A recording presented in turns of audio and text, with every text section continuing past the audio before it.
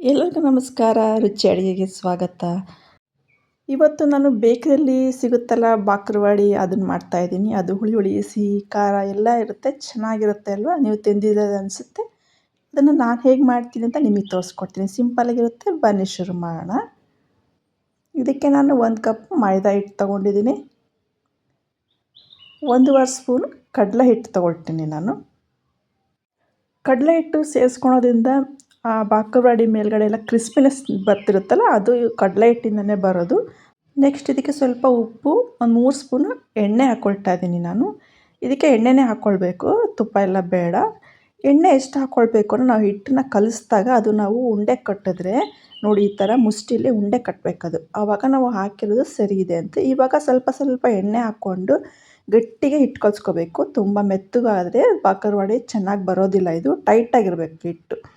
ಈಗ ಕಲಸಿದ್ದೀನಿ ನೋಡಿ ಹಿಟ್ಟನ್ನ ನಾನು. ಈ ಹದಕ್ಕೆ ಕಲಿಸ್ಕೊಂಡ್ರೆ ಸಾಕು. ಇವಾಗ ಇದನ್ನ ಮೇಲ್ಗಡೆ ಸ್ವಲ್ಪ ಎಣ್ಣೆ ಹಚ್ಕೊಳ್ಳೋಣ, ಡ್ರೈನೆಸ್ ಬರಬಾರ್ದು ಹಿಟ್ಟು ಅಂದ್ಬಿಟ್ಟು. ಈಗ ಕ್ಲೋಸ್ ಮಾಡಿ ಇಟ್ಬಿಡೋಣಂತೆ ಇದನ್ನೊಂದು 10 ನಿಮಿಷ.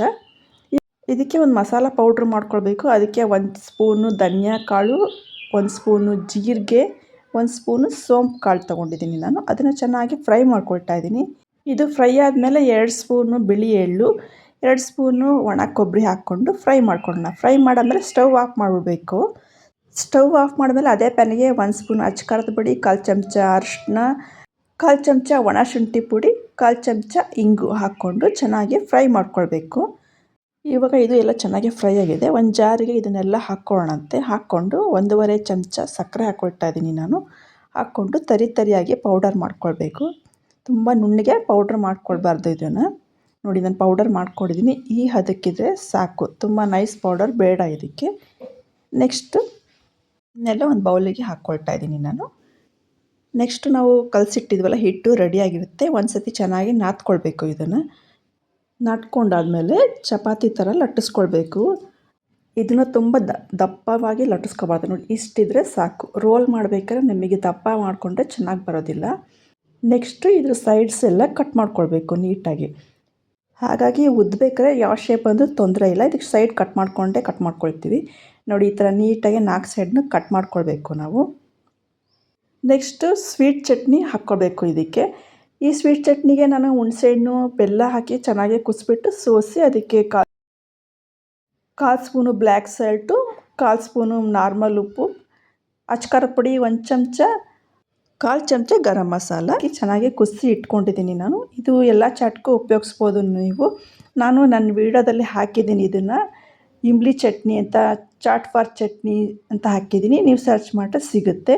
ಇದನ್ನು ಚೆನ್ನಾಗಿ ಅಪ್ಲೈ ಮಾಡ್ಕೊಳ್ಬೇಕು. ಸೈಡ್ಸ್ ಎಲ್ಲ ಬಿಟ್ಬಿಟ್ಟು ಮಧ್ಯದಲ್ಲಿ ಮಾತ್ರ ಅಪ್ಲೈ ಮಾಡ್ಕೊಳ್ಬೇಕು. ಯಾಕೆ ಅಂದರೆ ಸೈಡ್ ಅಪ್ಲೈ ಮಾಡಿಕೊಂಡ್ರೆ ನೀವು ರೋಲ್ ಮಾಡಬೇಕಾದ್ರೆ ನೀವು ಹಾಕಿದ ಮಸಾಲೆ ಎಲ್ಲ ಆಚೆ ಬಂದು ರೋಲ್ ಕ್ಲೀನಾಗಿ ಆಗೋದಿಲ್ಲ. ನೋಡಿ ನಾನು ನೀಟಾಗಿ ಅಪ್ಲೈ ಮಾಡ್ಕೊಳ್ತಾ ಇದ್ದೀನಿ. ಇದೇ ರೀತಿ ಅಪ್ಲೈ ಮಾಡ್ಕೊಳ್ಬೇಕು. ಸ್ವೀಟ್ ಚಟ್ನಿ ಅಪ್ಲೈ ಮಾಡ್ಕೊಂಡಾದ್ಮೇಲೆ ನೆಕ್ಸ್ಟ್ ಇದಕ್ಕೆ ನಾವು ಪೌಡರ್ ಮಾಡಿ ಇಟ್ಕೊಂಡಿದ್ದೀವಲ್ಲ ಬಾಕರವಾಡಿ ಮಸಾಲನ, ಅದು ಕೂಡ ಹಾಕ್ಕೊಳ್ಬೇಕು ನೀಟಾಗಿ. ಇದನ್ನು ಕೂಡ ಸೈಡಿಗೆ ಹಾಕ್ಕೊಳ್ಬಾರ್ದು, ಮಧ್ಯದಲ್ಲಿ ಮಾತ್ರ ಹಾಕ್ಕೊಳ್ಬೇಕು. ಹೀಗೆ ರೋಲ್ ಮಾಡಬಾರ್ದು. ಒಂದು ಸರಿ ಈ ಥರ ಲಟ್ಟಣಿಗೆ ತಗೊಂಡು ಚೆನ್ನಾಗಿ ಪ್ರೆಸ್ ಮಾಡ್ಕೊಳ್ಬೇಕು. ಇದು ಯಾಕೆ ಅಂದರೆ ನಾವು ಕರಿಬೇಕಾದ್ರೆ ಮಸಾಲ ಎಣ್ಣೆಯಲ್ಲಿ ಬಿಟ್ಕೊಳ್ಬಾರ್ದು ಅನ್ನೋದಕ್ಕೋಸ್ಕರ ಈ ಥರ ಪ್ರೆಸ್ ಮಾಡ್ತೀವಿ. ನೆಕ್ಸ್ಟ್ ಇದನ್ನು ರೋಲ್ ಮಾಡ್ಕೊಳ್ಬೇಕು ನಿಧಾನಕ್ಕೆ. ಸ್ಟಾರ್ಟಿಂಗಲ್ಲೇ ಫಾಸ್ಟಾಗಿ ರೋಲ್ ಮಾಡ್ಕೊಳಕ್ಕೆ ಹೋದರೆ ಮಸಾಲೆ ಎಲ್ಲ ಆಚೆ ಬರೋ ಚಾನ್ಸಸ್ ಇರುತ್ತೆ. ನಿಧಾನಕ್ಕೆ ರೋಲ್ ಮಾಡ್ಕೊಳ್ಬೇಕು. ಎಡ್ಜಸ್ಸಲ್ಲಿ ಸ್ವಲ್ಪ ನೀರು ಹಚ್ಕೊಂಡ್ಬಿಟ್ಟು ಎಡ್ಜನ್ನ ಸ್ವಲ್ಪ ಪ್ರೆಸ್ ಮಾಡ್ಕೊಳ್ಳಿ. ಈ ಥರ ಪ್ರೆಸ್ ಮಾಡ್ಕೊಂಡಾದ್ಮೇಲೆ ಅದ್ರ ಮೇಲೆ ರೋಲ್ ಮಾಡಿದ್ರೆ ಅದು ಲಾಕ್ ಆಗುತ್ತೆ. ಆವಾಗ ನೀವು ಕಟ್ ಮಾಡಿದಾಗಲಿ ಎಣ್ಣೆಲಿ ಕರಿಬೇಕಾರಾಗಲಿ ಬಿಚ್ಕೊಂಡು ಹೋಗೋದಿಲ್ಲ ಅದು. ನೋಡಿ ಇವಾಗ ಲಾಕ್ ಆಗಿದೆ ಇದು. ಇನ್ನು ಅದು ಓಪನ್ ಆಗೋದಿಲ್ಲ. ಈ ಥರ ಇವಾಗ ಸ್ವಲ್ಪ ಪ್ರೆಷರ್ ಹಾಕಿ ರೋಲ್ ಮಾಡ್ಕೊಳ್ಳೋಣಂತೆ. ಆವಾಗ ಸ್ವಲ್ಪ ದೊಡ್ಡ ಆಗುತ್ತೆ ನೋಡಿ. ಇವಾಗ ಉದ್ದ ಆಗ್ತಾಯಿದೆ ಇದು. ಇಷ್ಟ ಆದರೆ ಸಾಕು. ಇವಾಗ ಕಟ್ ಮಾಡ್ಕೊಳ್ಳೋಣಂತೆ. ಎಡ್ಜಸ್ಸನ್ನು ಕಟ್ ಮಾಡಿ ತೆಗೆದುಬಿಡಿ ಇದನ್ನು. ಇವಾಗ ಎಲ್ಲದನ್ನು ಸಣ್ಣದಾಗಿ ಕಟ್ ಮಾಡ್ಕೊಳ್ಬೇಕು. ನೋಡಿ ಈ ಥರ ಕಟ್ ಮಾಡ್ಕೊಳ್ಬೇಕು. ನೋಡಿ ಎಷ್ಟು ಚೆನ್ನಾಗಿ ಕಾಣ್ತಾ ಇದೆ. ಲೇಯರ್ ಅಲ್ವಾ, ಮಸಾಲೆಲ್ಲ ಎಷ್ಟು ಚೆನ್ನಾಗಿ ಕಾಣಿಸ್ತಾ ಇದೆ. ಇದನ್ನು ಸ್ವಲ್ಪ ಪ್ರೆಸ್ ಮಾಡ್ಕೊಳ್ಳಿ. ನಿಮಗೆ ಸ್ವಲ್ಪ ದೊಡ್ಡದಾಗಿ ಬೇಕು ಅಂದರೆ ಸ್ವಲ್ಪ ಹಿಟ್ಟು ಜಾಸ್ತಿ ತೊಗೊಂಡು ದೊಡ್ಡದಾಗಿ ಮಾಡ್ಕೊಳ್ಬೋದು. ಚಿಕ್ಕದಾಗಿ ಬೇಕು ಅಂದರೆ ಚಿಕ್ಕದಾಗಿ ಮಾಡ್ಕೊಳ್ಬೇಕು. ಶೇಪ್ನ ರೌಂಡು ಮಾಡ್ಕೊಳ್ಬೋದು ಅಥವಾ ಪ್ರೆಸ್ ಮಾಡ್ಕೊಳ್ಬೋದು. ನಿಮಗೆ ಹೆಂಗೆ ಶೇಪ್ ಬೇಕೋ ಆ ಥರ ಮಾಡ್ಕೊಳ್ಬೋದು. ಯೂಶ್ವಲಿ ಈ ಥರನೇ ಇರುತ್ತೆ ಯಾವಾಗ್ಲೂ ಬಾಕರವಾಡಿ ಅಂದರೆ. ನಾನೆಲ್ಲ ಕಟ್ ಮಾಡಿ ಇಟ್ಕೊಂಡಿದ್ದೀನಿ ರೆಡಿ ಮಾಡಿ. ಈಗ ಬನ್ನಿ ಎಣ್ಣೆ ಬಿಸಿ ಇಟ್ಕೊಂಡಿದ್ದೀನಿ, ಕರಿಯೋಣಂತೆ. ಇದನ್ನು ಮಾತ್ರ ನೀವು ಸಣ್ಣ ಉರಿಯಲ್ಲೇ ಕರಿಬೇಕು. ದೊಡ್ಡ ಉರಿಯಲ್ಲಿ ಕರೆದ್ರೆ ಒಳಗಡೆ ಎಲ್ಲ ಮೆತ್ತೆ ಮೆತ್ತಗಿರುತ್ತೆ, ಹೊರಗಡೆ ಮಾತ್ರ ಗರಿ ಗರಿಯಾಗಿ ಇರುತ್ತೆ. ಅದು ತಿನ್ನೋದಕ್ಕೆ ರುಚಿ ಬರೋದಿಲ್ಲ. ಮತ್ತು ಇದನ್ನು ತುಂಬ ದಿನ ಸ್ಟೋರ್ ಮಾಡಿ ಇಡೋದಕ್ಕೂ ಬರೋದಿಲ್ಲ. ಹಾಗಾಗಿ ನೋಡಿ, ನಾನು ಸಣ್ಣ ಉರಿಯಲ್ಲಿ ಕರೆದಿದ್ದೀನಿ, ಚೆನ್ನಾಗಿ ಬಂದಿದೆ ಅಲ್ವಾ ಇದು ಗರಿ ಗರಿಯಾಗಿ. ನೋಡಿ, ನೋಡೋದಕ್ಕೆ ಎಷ್ಟು ಚೆನ್ನಾಗಿ ಕಾಣಿಸ್ತಾ ಇದೆ. ಇದನ್ನು ಎಣ್ಣೆಯಿಂದ ತೆಗೆದುಬಿಟ್ಟು ಜಾಲರಿಯಲ್ಲಿ ಹಾಕ್ತಾಯಿದ್ದೀನಿ. ಕ್ಲೀನಾಗಿ ಎಣ್ಣೆಲ್ಲ ಸೋಸ್ಕೊಳ್ಳೋಣ. ಮಾಡೋದಕ್ಕೆ ಸ್ವಲ್ಪ ಕೆಲಸ ಜಾಸ್ತಿ ಅನಿಸುತ್ತೆ ಇದು, ಆದರೆ ತಿನ್ನೋದಕ್ಕೆ ಮಾತ್ರ ರುಚಿಯಾಗಿರುತ್ತೆ.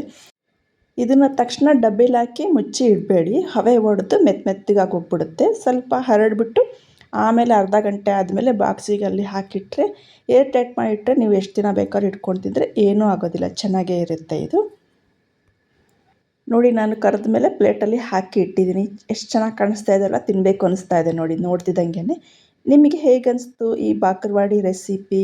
ಇಷ್ಟ ಆಗಿದರೆ ಶೇರ್ ಮಾಡಿ, ಲೈಕ್ ಮಾಡಿ, ಕಮೆಂಟ್ ಮಾಡಿ, ಹಾಗೆ ಸಬ್ಸ್ಕ್ರೈಬ್ ಮಾಡೋದು ಮರಿಬೇಡಿ.